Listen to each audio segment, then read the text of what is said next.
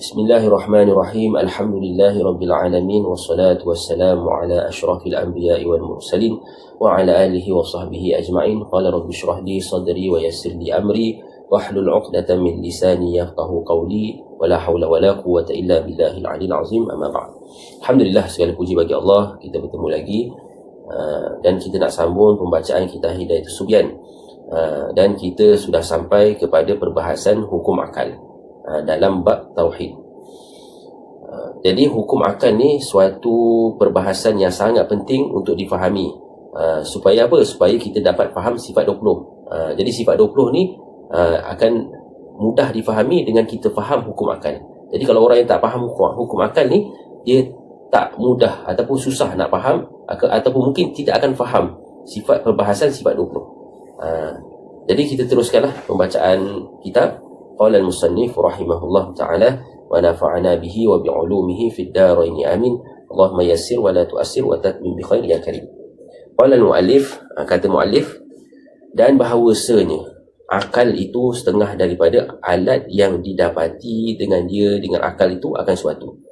Jadi akal ni suatu alat kan yang kita gunakan untuk apa? Untuk nak memahamkan, untuk nak memahamkan akan sesuatu perkara.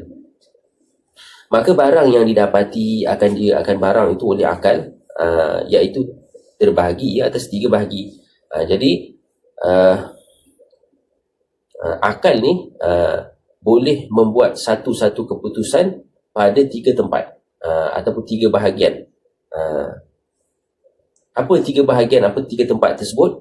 Yang pertama ni dipanggil wajib akal. Kita sebut dululah sebelum kita baca dia punya matan. Yang pertama disebut sebagai wajib akal. Yang kedua mustahil akal. Yang ketiga jaiz akal. Jadi 3 ni je. Hukum akal terbahagi kepada 3 ini saja: wajib akli, mustahil akli dan jaiz akli. Jadi 3 ni memang kena faham betul-betul. Jadi wajib akli dulu. Wajib akal dulu. Apa wajib akal? Iaitu barang yang mendapat akan barang oleh akal akan ada semata-mata. Jadi akal membuat keputusan sesuatu itu ada, ataupun kita isbatkan ada semata-mata. Kita isbatkan sesuatu itu ada semata-mata. Padahal tiada menerima ia barang akan nafi sekali-kali. Jadi perkara yang kita isbatkan ada tadi tu, kan, perkara tersebut tidak menerima nafi, kan, tidak menerima tiada sekali-kali. Adanya sesuatu tu tak menerima tiada. Mudahnya macam itulah. Bahasa mudahnya, adanya suatu perkara tak menerima tiada. Dipanggil wajib akal.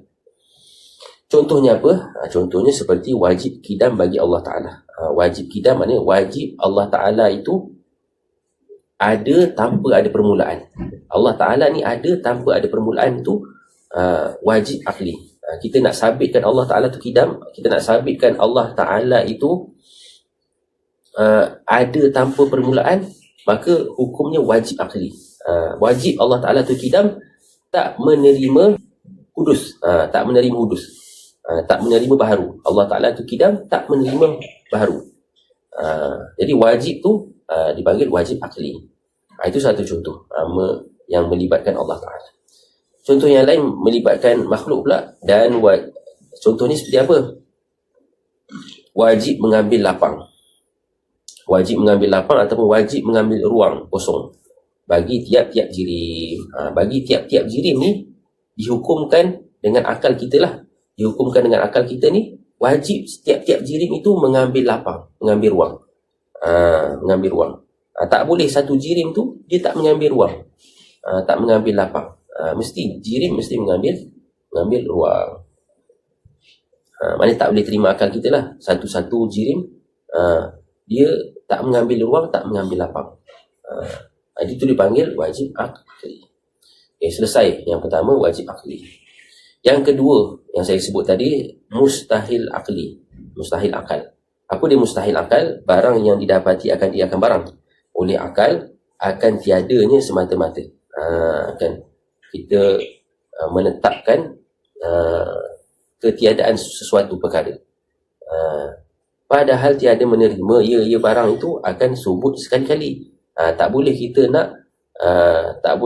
nak menetapkan perkara yang mustahil tadi tu. Barang tadi tu kita tak boleh nak isbatkan. Subut tu isbat lah. Menetapkan suatu sekali-kali. Iaitu dinamakan akan barang itu mustahil pada akal. Dan dalam matan Ummul Barahin disebut ma la yatasawwaru fil aqli wujuduhu. Barang yang tiada diterima akal akan adanya suatu perkara itu akal tak boleh terima. Akal tak boleh terima. Seperti apa contohnya? Seperti baharu bagi Allah Ta'ala, hudus bagi Allah Ta'ala. Kita nak isbatkan bahawa Allah Ta'ala ni bersifat dengan hudus, bersifat dengan baharu. Maknanya Allah Ta'ala ni adanya Allah Ta'ala ni ada permulaan. Maknanya Allah Ta'ala ni ada didahului dengan tiada. Pada akal kita menyatakan apa? Mustahil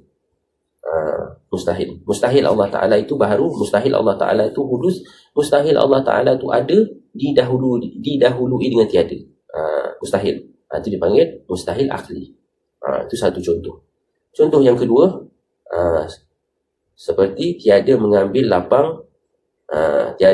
lapang jirim pada waktu wujudnya. Kan?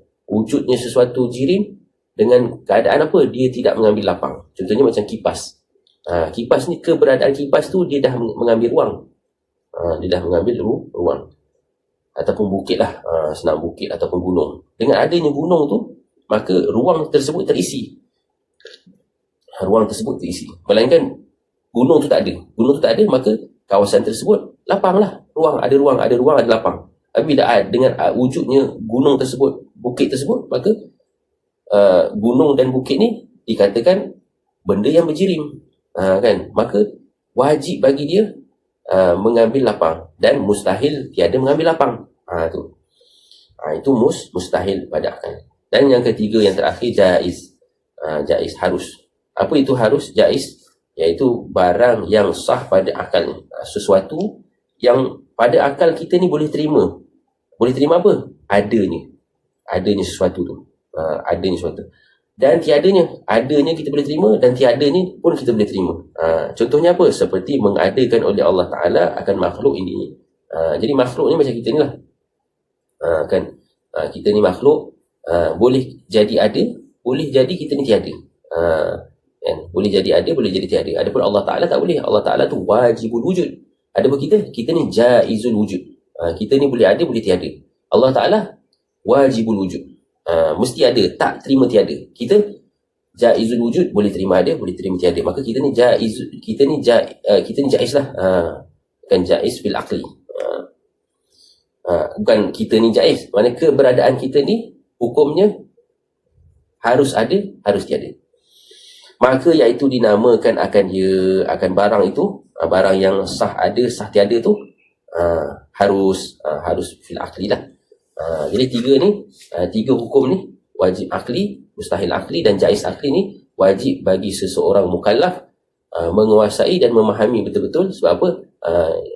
Ialah yang akan memahamkan kita pada perbahasan sifat 20. Jadi sekadar itu saja. Wallahu ta'ala alam bisawab.